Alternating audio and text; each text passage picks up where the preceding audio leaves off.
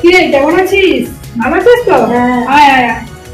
আবার কতদিন পরে এলি, তোকে কতদিন পরে আমাকে ফোন করে ডাকতে হলো, নিজে থেকে আসতে পারলি না। বস বস, এখানে বস বস বস, আমি একটু চা করে নিয়ে আসি। না না, চা করতে হবে না, তুই বস তো। কতদিন পরে গল্প করে নিয়ে পরে চা খাওয়া পরে হবে, এখন গল্প করে নিয়ে। আচ্ছা আচ্ছা ঠিক আছে, একটু গল্প করে নিই, তারপরে একটু চা করবো। হ্যাঁ ঠিক আছে, তুই যাস, বস না বল। ঠিক আছে। মানুষের না ভাবনার কোনো শেষ নেই, যা খুশি ভেবে নিলে হলো। আপনারা কি কোনোদিন এরকম ঘটনার শিকার হয়েছেন? ঘটনাটা কি, চলুন দেখা যাক।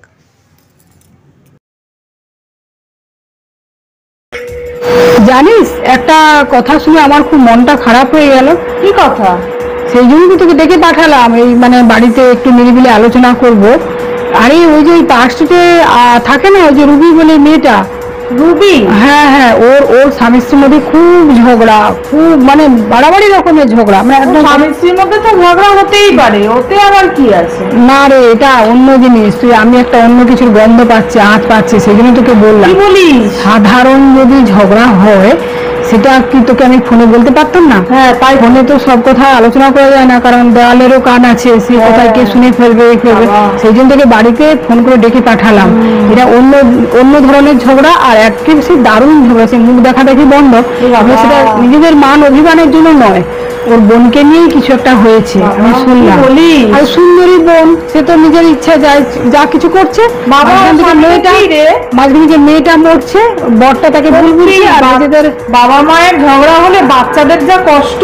হ্যাঁ, আর সে তো বাচ্চা, তো তার মা বাবার মর্ম বুঝবে, কিন্তু ও তো বোন, ও তো নিজের স্বার্থে চলছে। বুঝলেন না, স্বভাবের কোনো ঠিক নেই। এত সুন্দর বউ থাকতে তাও মানে এদিকে ওদিকে নজর যায়।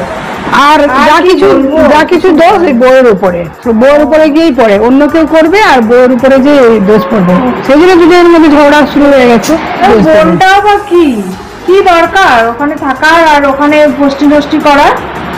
আর যার যা সব কেউ ঢুকলো না, ওই জামাই বাবুকে ধরতে হলো। একজনকে নিয়ে টানাটানি। আরে হ্যাঁ, আমি তো ওইটুকুই শুনলাম, ওইটুকুই জানলাম, আর এর থেকে বিশেষ কিছু জানি না।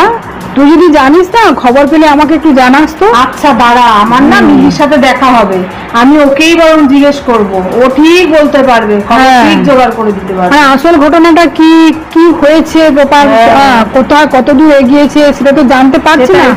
এইটুকু শুনলে তো মনটা ছটফট করবেই, আর আসল ঘটনা সেটা জানতেই হবে। ঝগড়া তো হয়, অ্যাকচুয়ালি কি নিয়ে হয়, কে এগুলো তো ভালোভাবে জানতো না। আমরা মাঝে দিয়ে ভুল বুঝবো কেন? ঠিক জোগাড় করে দেবে, ঠিক ও খবর বার করে দেবে কোথার থেকে। ঠিক আছে, তুই তাহলে কিন্তু শুনে আমাকে অবশ্যই জানাবি, বুঝলি তো? আমি তোকে বললাম, আমাকে জানাই না, আমার মনটা খচখচ করে।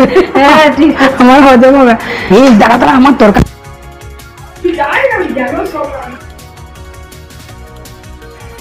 গল্প করতে বসলে আর দেখতে হবে না, সব গেল না। ঠিক আছে ঠিক আছে, গ্যাসটা অফ করে দিই। সবই ঠিক আছে, যাক, ওকে বলে দিয়েছি যখন, এইবার খবরটা পাবো বলে মনে হচ্ছে।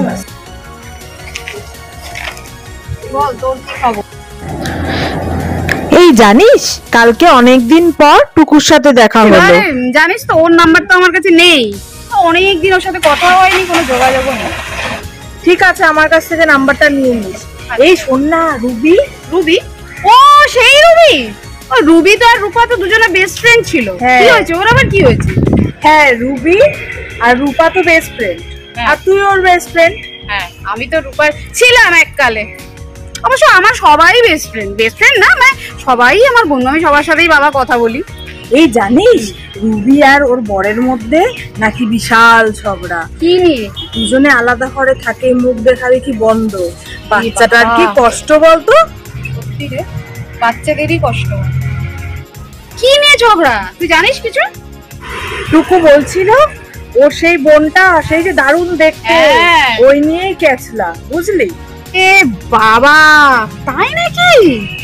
কত সুখে সংসার ছিল রে ওদের। বোনটাই বদমাস তাহলে, জানিস তো? একদিন আমি ওদের বাড়ি গেছি, বোনটা জামাইবাবুকে চা দিচ্ছিল, কি গায়ে পড়া মেয়ে বলতো। সেদিনই আমি বুঝেছি। তাই তুই নিজের চোখে দেখেছিস? হ্যাঁ রে, দেখেছি, তাই তো বললাম। এইরকম যার বোন, এই তাকে বাড়িতে কেউ রাখে? পাগল পুরো। হ্যাঁ তাই তো। আচ্ছা দাঁড়া, রূপাকে ফোন করে আমি সব রুবির খবর নেব, কারণ ওরা একই ফ্ল্যাটে থাকে আর রূপা হচ্ছে সব ওর হাড়ির খবর নেয়। এবার আমরা জানতে পারবো আসল খবরটা কি। আচ্ছা দাঁড়া, আমি এক্ষুনি ফোন টোন করে তোকে কিছুক্ষণের মধ্যে সব আমরা জেনে যাবো, দেখবি সব জেনে যাবো।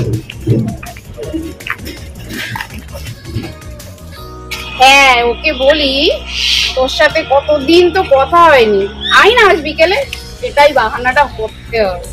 এইবার ফোনটা করেই দেখি। হ্যালো, কিরে রূপা? আরে আমি। কেমন আছিস বল? চিনতে পেরেছিস? বলছি কি, তুই তো আমাকে ফোন টোন করিসই না, কোনো খবরই রাখিস না। এই একদিন আমাদের বাড়ি আসিস না, সময় পেলে অনেক দিন আসিস না, তোকে দেখতেও ইচ্ছা করে, আমিও পারি না যেতে। ও আচ্ছা ঠিক আছে, তুই যখন বলছিস আসতে পারবি, ঠিক আছে, কিন্তু পরে একদিন আমরা কিন্তু সবাই মিলে জমিয়ে আড্ডা দেবো, আসিস কিন্তু। হ্যাঁ হ্যাঁ শোন না, এই রুবির খবর কি রে? তোর ফ্ল্যাটেই তো ডাকে, অনেক দিন খবর পায় না, কি খবর ওর? আমরা সব একসাথে কত গল্প করতাম, এখন তো কোনো খোঁজ পায় না, একটু খোঁজ দিস। ওর খুব মন খারাপ থাকে বোনটার জন্য। হ্যাঁ সুন্দরী বোনকে বাড়িতে রেখেছে, আবার বলে বোনকে নিয়ে চিন্তা। যত সব, ডিভোর্সটা কি তাহলে হয়েই গেল নাকি? কেন রে, ওর বোনের আবার কি হয়েছে? ওর বোনকে নিয়ে আবার কিসের চিন্তা?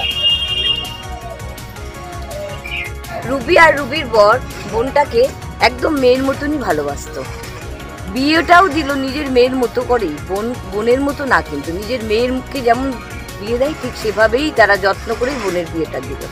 রুবির বরই তো কন্যাদান করলো, কারণ আমরা তো একই ফ্ল্যাটে থাকি, এর জন্য সবকিছুই আমরা জানি। বোনের তো বাচ্চা হবে, সেই সবটাই আবার রুবি আর রুবির বরই করবে, বুঝলি? বোনটা বলে কপাল করে দিদি জামাইবাবু পেয়েছি, দিদি মায়ের মতো, জামাইবাবু বাবার মতো, কোনোদিন মা বাবার অভাব তারা আমাকে বুঝতেই দেয়নি। ও তাই নাকি?